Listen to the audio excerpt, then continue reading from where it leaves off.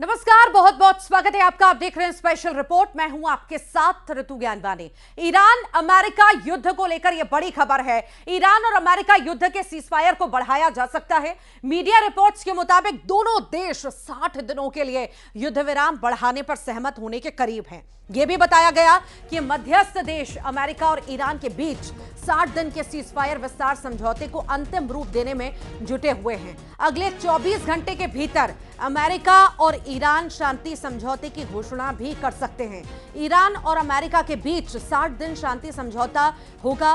रूस के मीडिया के हवाले से शांति समझौते पर यह बड़ी खबर सामने आई है। हॉर्मुज स्ट्रेट खोलने पर 60 दिनों का समझौता होगा।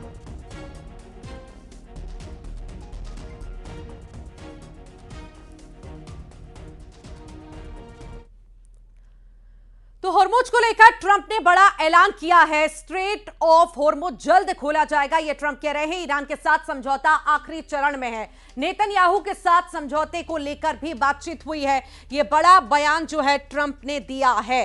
हॉर्मुज को लेकर के ट्रंप का यह बड़ा बयान कि स्ट्रेट ऑफ हॉर्मुज जल्द खोल दिया जाएगा और ईरान के साथ समझौता जो है आखिरी चरण में है, ऐसा ट्रंप कह रहे हैं। उन्होंने कहा कि नेतन्याहू के साथ समझौते को लेकर बातचीत हुई है और ये जो समझौता है आखिरी चरण में है ईरान के साथ। स्ट्रेट ऑफ हॉर्मुज जल्द खोल दिया जाएगा।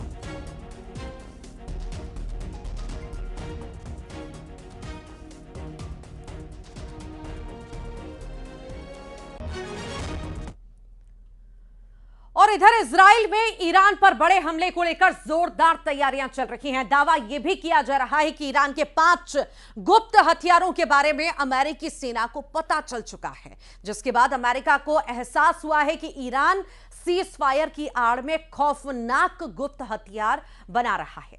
देखिए।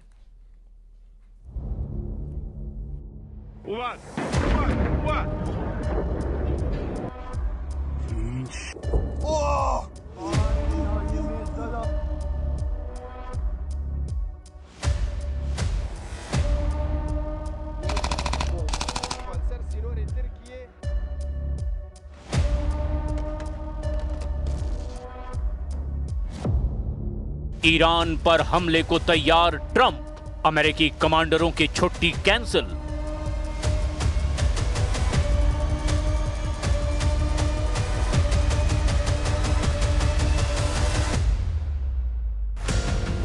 भले ही ईरान की राजधानी तेहरान में पाकिस्तान के field marshal Asim Munir America की तरफ से ईरान से सौदेबाजी करने में जुटे हों, लेकिन ईरान ने कुछ घंटे पहले ही दो टूक कह दिया है कि ईरान किसी भी कीमत पर परमाणु समझौता नहीं करेगा। ईरान के इस ऐलान के बाद से ही राष्ट्रपति ट्रंप बेहद भन्नाए हुए हैं। अमेरिकी मीडिया CBS न्यूज ने यहां तक दावा कर दिया कि राष्ट्रपति ट्रंप ने अपनी सभी छुट्टियां रद्द कर दी हैं।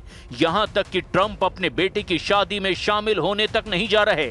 अब इसी से अंदाजा लगाया जा सकता है कि ट्रंप ईरान पर हमले को लेकर किस कदर गंभीर हो चुके हैं। इस वक्त ट्रंप वॉशिंगटन में ईरान पर बहुत बड़े और निर्णायक हमले की तैयारी में जुट गए हैं। अमेरिकी मीडिया CBS न्यूज का यहां तक दावा है कि अमेरिका ने अपने सभी टॉप अधिकारियों और कमांडरों की छुट्टियां भी रद्द करवा दी हैं और सभी कमांडर पेंटागन में मौजूद वॉर रूम में हमले की तैयारी में जुट गए हैं। इधर दावा किया जा रहा है कि ईरान ने 5 तरह के जो सीक्रेट वेपन बनाए हैं, उससे अमेरिका और इजराइल में खलबली मची हुई है। यानी मामला तेजी से पलटता दिखाई दे रहा है। लेकिन घटनाक्रम की शुरुआत हम करते हैं उस खबर के साथ जहां अब ईरान पर अमेरिका के हमले को 100% सच माना जाने लगा है।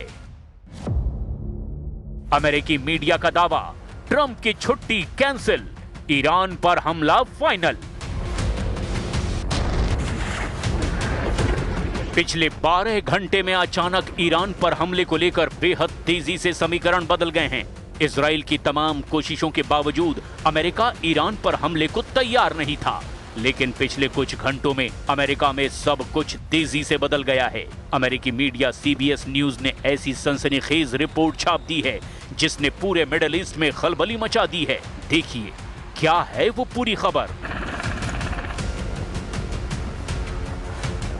अमेरिकी मीडिया CBS न्यूज के दावों के मुताबिक अमेरिकी राष्ट्रपति डोनाल्ड ट्रंप अपने वीकेंड गोल्फ कार्यक्रम रद्द करके अचानक व्हाइट हाउस लौट आए हैं। इसके बाद अमेरिका और ईरान के बीच तनाव को लेकर अटकलें और तेज हो गई है। मीडिया रिपोर्ट्स के मुताबिक अमेरिका ईरान के खिलाफ नए सैन्य हमलों की तैयारी कर सकता है। सीबीएस न्यूज ने दावा किया कि ट्रंप प्रशासन संभावित नए हमलों की प्लानिंग पर विचार कर रहा है। हालांकि अभी अंतिम फैसला नहीं लिया गया है। रिपोर्ट्स के मुताबिक अमेरिकी प्रशासन और सेना के कई सीनियर अधिकारियों ने भी अपनी छुट्टियां और हॉलिडे प्रोग्राम रद्द कर दिए हैं। रक्षा और खुफिया अधिकारियों ने विदेशों में मौजूद अमेरिकी ठिकानों के लिए रिकॉल रोस्टर अपडेट करना शुरू कर दिया है, क्योंकि मध्य पूर्व में तैनात सैनिकों के जत्थे क्षेत्र से बाहर निकल रहे हैं। ये ईरान की संभावित जवाबी कार्रवाई से पहले क्षेत्र में अमेरिकी सैनिकों की मौजूदगी को कम करने के प्रयासों का भी हिस्सा है।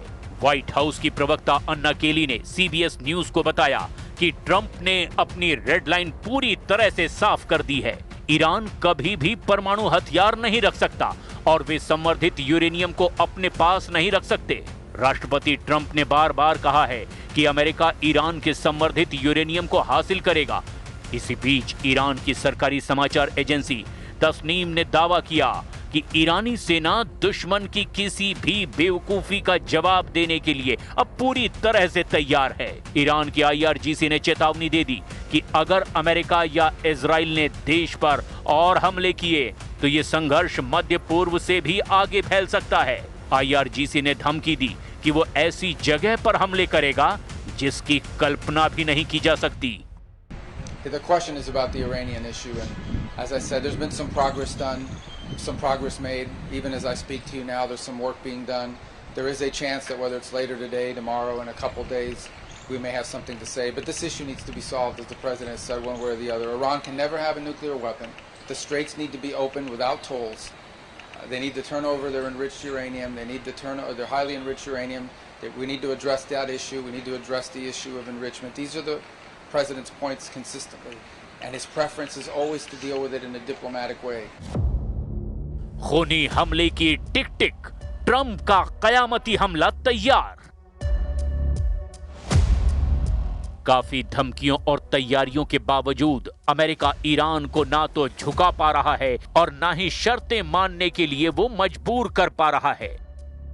जो खबरें आ रही है उसके मुताबिक अब ट्रंप के सब्र का बांध टूट चुका है और ट्रंप ने तो दो टूक कह दिया है कि ईरान पर हमला हर हाल में होगा। सिचुएशन रूम में कमांडरों के साथ मीटिंग और उसके तुरंत बाद हमले के जो दावे किए जा रहे हैं वो स्थिति को बेहद विस्फोटक दिखाते हैं। ट्रंप ने सोशल मीडिया में जो तस्वीरें जारी की है और उन पर जो टेक्स्ट लिखे हैं वो साबित कर रहे हैं कि ईरान के सर्वनाश की टिक टिक शुरू हो चुकी है। अमेरिकी राष्ट्रपति डोनाल्ड ट्रंप ने ट्रुथ सोशल पर एआई जनरेटेड तस्वीरों की बाढ़ ला दी है। इसे ट्रंप का ईरान पर सोशल मीडिया के जरिए जोरदार हमले के रूप में भी देखा जा रहा है। इन तस्वीरों में ईरानी नावों पर मिसाइल हमले, अंतरिक्ष में युद्ध और ईरान के ऊपर लहराता अमेरिकी झंडा दिखाया गया है। इनमें से ज्यादातर तस्वीरों में कोई कैप्शन नहीं है, लेकिन इसके बाद भी इन तस्वीरों की चर्चा खूब हो रही है।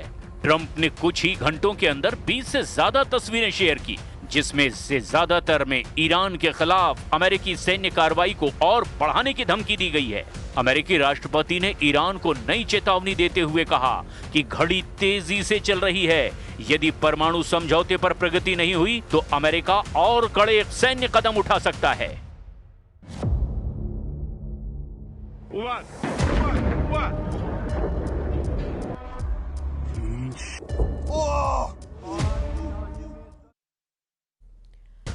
रिपोर्ट्स के मुताबिक चीन और ईरान के बीच एक बड़े रक्षा समझौते की तैयारी चल रही है। दावा यह भी है कि चीन ईरान को आधुनिक J-10C और J-20 stealth fighter jet, hypersonic missile तकनीक और स्वार्म ड्रोन सिस्टम देने की तैयारी में है। तो वहीं ईरान चीन की HQ-9 एयर डिफेंस सिस्टम में भी रुचि दिखा रहा है। दूसरी तरफ न्यूयॉर्क टाइम्स की रिपोर्ट के मुताबिक ट्रंप प्रशासन ईरान वार्ता में इजराइल को दरकिनार कर रहा है, जिससे नेतन्याहू की चिंता बढ़ चुकी है।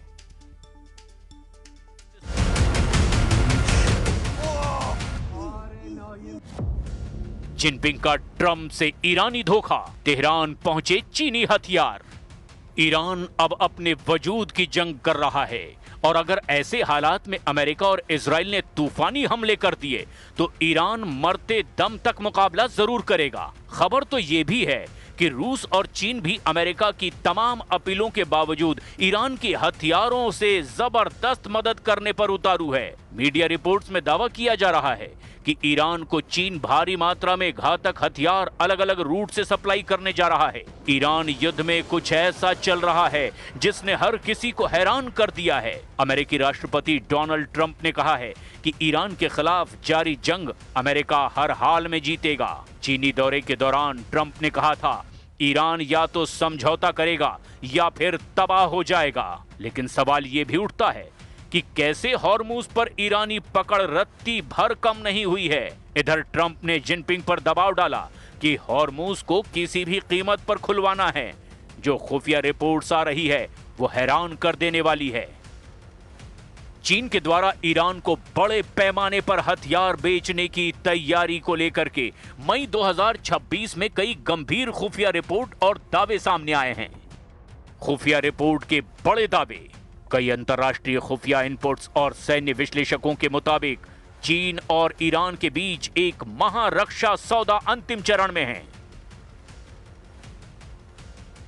उन्नत लड़ाकू विमान, रिपोर्ट के मुताबिक चीन ईरान को अपने अत्याधुनिक J-10C और शायद J-20 स्टील्थ फाइटर लड़ाकू विमान देने की योजना बना रहा है ताकि ईरान की पुरानी हो चुकी वायुसेना को बदला जा सके।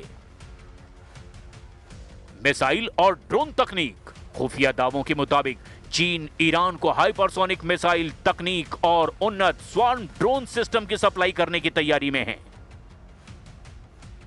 वायु रक्षा प्रणाली, ईरान अपनी हवाई सीमाओं को इजरायली हमलों से सुरक्षित करने के लिए अब चीन की HQ-9 जैसी आधुनिक सतह से हवा में मार करने वाली मिसाइल प्रणालियों में बहुत गहरी रुचि दिखा रहा है। आग से खेल रहे हैं ईरान और चीन। इधर अमेरिकी विदेश मंत्रालय ने कहा है कि यदि चीन युद्ध के इस दौर में ईरान को घातक हथियार देता है तो इसे आग से खेलना ही माना जाएगा। राष्ट्रपति ट्रंप ने संकेत दे दिए हैं कि जो भी देश ईरान को सैन्य सहायता देगा उस पर अमेरिका और उसके सहयोगी देश कड़े आर्थिक प्रतिबंध लगाएंगे। अकेले हमले को तैयार इजराइल, नेतन्याहू को धोखा दे रहे हैं ट्रंप। ट्रंप सरकार ने ईरान के साथ चल रही युद्ध विराम और परमाणु बातचीत से इजराइल को लगभग बाहर ही कर दिया है। न्यूयॉर्क टाइम्स के रिपोर्ट के मुताबिक इजरायली अधिकारियों को अमेरिका ईरान बातचीत की जानकारी सीधे वॉशिंगटन से नहीं मिल रही है। उन्हें लोकल नेताओं, राजनीतिक संपर्कों और ईरान के भीतर अपनी खुफिया निगरानी के जरिए जानकारी जुटानी पड़ रही है। अब ये बदलाव प्रधानमंत्री नेतन्याहू के लिए एक बड़ा राजनीतिक झटका माना जा रहा है।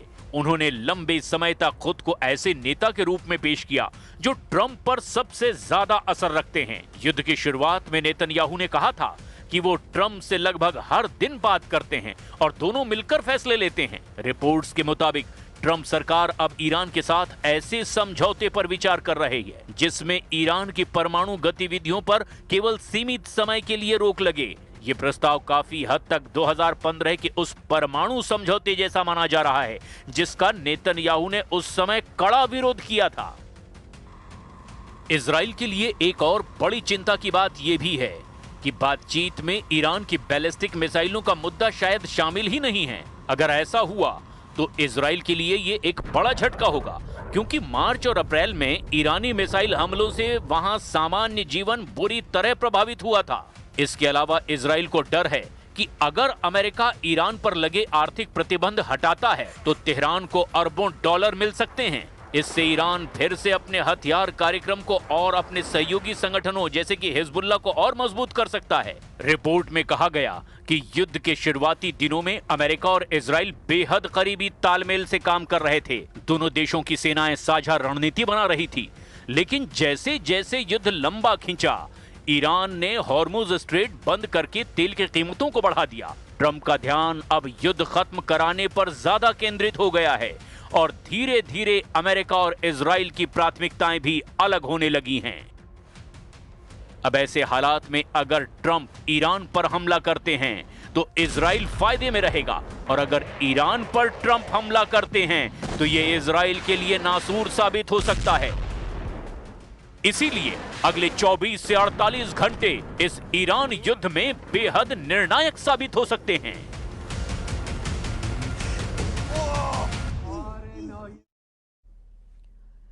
लुहांस्क के कब्जे वाले इलाके पर यूक्रेन की सेना ने ड्रोन से बड़ा हमला कर दिया और इस हमले में 10 से ज्यादा लोगों के मौत की खबर है। हमले को पुतिन ने आतंकी हमला बताते हुए बड़े पलटवार की चेतावनी दी। उधर बेलारूस में रूस के न्यूक्लियर ड्रिल के बाद परमाणु हमले की आशंका अब बढ़ चुकी है।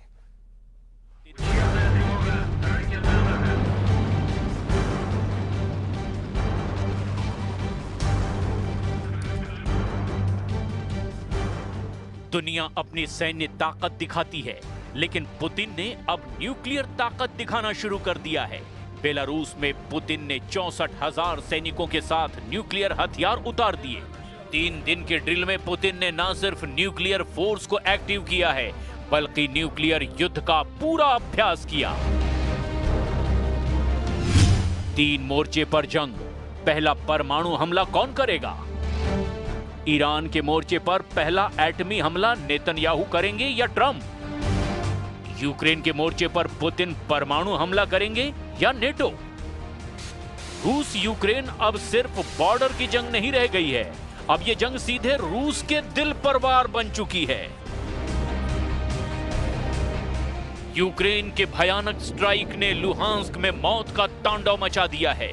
धुएं में डूबे रूस का सैन्य मोर्चा, जलती गाड़ियां और बदले की आग में जलता क्रेमलिन। पुतिन ने बदले की धमकी दी है। रूस की मीडिया में खुलेआम सबसे बड़े जवाब की बात हो रही है। तो क्या यूक्रेन पर अब रूस सबसे खतरनाक हमला करेगा? क्या क्रेमलिन ने कीव पर एटमी हथियार का टारगेट लॉक कर दिया है? क्या दुनिया अब तीसरे विश्व युद्ध की उल्टी गिनती में पहुंच चुकी है? यूक्रेन ने रूस के खिलाफ जंग की पूरी तस्वीर ही बदल कर रख दी है। जंग में अब बंदूक से भी ज्यादा खतरनाक हो गया है एक छोटा सा ड्रोन। कीव से 550 किलोमीटर दूर यूक्रेन के योद्धा ड्रोन जंग में खुद को माहिर बनाने में लगे हैं। फ्रंट लाइन से लौटे यूक्रेन के सबसे खतरनाक ड्रोन पायलट आपस में एक दूसरे के खिलाफ मुकाबला कर रहे हैं। एफपीवी ड्रोन को जो किसी वीडियो गेम की तरह उड़ाए जाते हैं, लेकिन टारगेट पर पहुंचते ही उड़ती मौत बन जाते हैं। 2024 में यूक्रेन जहां 10 लाख ड्रोन का प्रोडक्शन करता था, 2026 में ड्रोन प्रोडक्शन 70 लाख से 1 करोड़ तक पहुंच चुका है। 2024 में जहां सिर्फ 20,000 ड्रोन फ्रंट लाइन पर पहुंच रहे थे, अब यूक्रेन हर महीने 2 लाख ड्रोन बॉर्डर पर भेज रहा है। अब 70 से 80% रूसी टारगेट पर यूक्रेन ड्रोन से हमला कर रहा है। यूक्रेन रूस की आर्टिलरी, लॉजिस्टिक और एयर डिफेंस पर 50 से 250 किलोमीटर की रेंज के ड्रोन से हिट कर रहा है। यूक्रेन अब ड्रोन की जंग को अगले स्तर पर ले जा रहा है। कमांडर दावा कर रहे हैं कि ये ड्रोन फ्रंट लाइन पर मॉस्को ब्रिगेड की नींद उड़ा रहे हैं, और सबसे खतरनाक ये है कि हर 3 महीने में यूक्रेन ड्रोन का नया वर्जन तैयार कर रहा है। यानी अब जंग सिर्फ मिसाइल से नहीं, बल्कि रिमोट से ऑपरेट हो रही है। मतलब यूक्रेन युद्ध भले ही हाथों से कंट्रोल हो रहा हो, लेकिन कल की जंग शायद पूरी तरह से मशीन से लड़ी जाए। Маючи FPV-дрони, ударні крила розвідки, ми ефективно знищуємо противника на підступах, із-за чого ми бережемо життя наших військовослужбовців. Із-за чого у нас зараз велика перевага на лінії фронту, і ми дійсно кожного дня дуже багато знищуємо. पूर्वी यूक्रेन के कब्जे वाले इलाके पर अब युद्ध में नया मोर्चा बन गया है। दावा किया जा रहा है कि यूक्रेन की सेना ने इस इलाके में बेहद सटीक हमला किया है, और हमले में रूस के कई सैन्य ठिकाने हिल गए हैं। धमाके इतने जोरदार थे कि कई किलोमीटर दूर तक आग और धुएं के गुबार को देखा गया। कीव के कमांडर दावा कर रहे हैं कि इस हमले में रूस के कमांड सेंटर को भारी नुकसान हुआ है। रूस अब इसे आतंकी हमला बता रहा है। 21 से 22 मई की रात यूक्रेन ने रूस के कब्जे वाले इलाके लुहांस्क के स्टारोबेल्स्क में ड्रोन से 5 मंजिला इमारत पर हमला किया। यूक्रेन के ड्रोन हमले में कई लोगों की मौत हो गई। रूस ने इसे सिविल टारगेट पर हमला बताया और बदले की चेतावनी दी। Нет никаких оснований. Никто не может сказать, что пытались поразить какой-то объект, а БПЛА были сбиты нашими же средствами и случайно якобы попали в это здание. Удар не был случайным. Он прошел в 3 волны, 16 БПЛА в одно и то же место. अब सवाल यूक्रेन के हमले का नहीं है, सवाल है कि अब इसके बाद आने वाला जवाब कैसा होगा। क्रेमलिन के करीबी सूत्रों के मुताबिक पुतिन अब यूक्रेन पर सबसे बड़े जवाबी हमले की तैयारी कर रहे हैं। रूस के टेलीग्राम चैनल, जंग कवर करने वाले ब्लॉग और डिफेंस एक्सपर्ट लगातार दावा कर रहे हैं कि क्रेमलिन का जवाब बेहद खतरनाक होगा। दावा यह किया जा रहा है कि रूस अब यूक्रेन की पावर ग्रिड, मिलिट्री हेडक्वार्टर और कमांड सेंटर पर एक साथ बड़े हमले कर सकता है। अगर रूस ने जवाब दिया तो यूक्रेन की रातें आग में बदल सकती हैं, लेकिन सबसे बड़ा डर एटमी युद्ध का है। पिछले कुछ महीने से रूस कई बार टैक्टिकल न्यूक्लियर हथियार की चर्चा कर चुका है। पुतिन पहले भी चेतावनी दे चुके हैं कि अगर रूस की सुरक्षा को खतरा हुआ तो मॉस्को हर विकल्प का इस्तेमाल करेगा। और यही वजह है कि लुहांस्क में यूक्रेन के ड्रोन स्ट्राइक के बाद पूरी दुनिया की नजर अब क्रेमलिन के जवाब पर टिक गई है। रूस ने हाल ही में अपने सबसे खतरनाक न्यूक्लियर मिसाइल RS-28 सरमत का परीक्षण किया। इस मिसाइल को नेटो शैतान मिसाइल कहता है। RS-28 सरमत की ताकत है इसकी रेंज और वॉरहेड। इसकी बैलिस्टिक रेंज 18,000 किलोमीटर है, जबकि FOBS यानी ऑर्बिटल रेंज 35,000 किलोमीटर से ज्यादा है। मतलब किसी सैटेलाइट की तरह धरती के चक्कर लगाकर भी टारगेट को हिट कर सकता है। इसकी रफ्तार आवाज से 20 गुना ज्यादा है, मतलब 25,500 किलोमीटर प्रति घंटा। इसमें 10 टन का वॉरहेड फिट हो सकता है, मतलब 10 टन न्यूक्लियर बारूद ले जाने में यह सक्षम है। 10 टन सिंगल पेलोड के साथ इस हथियार से धमाका किया गया तो पूरा कीव शहर ही साफ हो जाएगा। जापान के हिरोशिमा में जितनी तबाही हुई थी उससे भी 50 गुना ज्यादा तबाही होगी। कीव की आबादी करीब 30 से 40 लाख है। पूरा शहर 839 वर्ग किलोमीटर में फैला हुआ है। अगर सरमत से हमला हुआ तो 10 किलोमीटर के रेडियस में सब कुछ भस्म हो जाएगा, कुछ नहीं बचेगा। 22 किलोमीटर के रेडियस में भारी तबाही होगी, लेकिन इस धमाके के बाद रेडिएशन इतनी तेजी से फैलेगा कि पूरा शहर ही खत्म हो जाएगा। नीपर नदी के दोनों किनारे प्रभावित होंगे। इसके बाद हवा का रुख रेडिएशन के खतरे को दूसरे इलाकों तक भी फैला सकता है। अब सवाल यह है कि यूक्रेन को पुतिन किस तरह का जवाब देंगे। क्या वो पहले की तरह ही कीव पर मिसाइल और ड्रोन की बरसात कर देंगे या फिर सीधे न्यूक्लियर हमला करेंगे?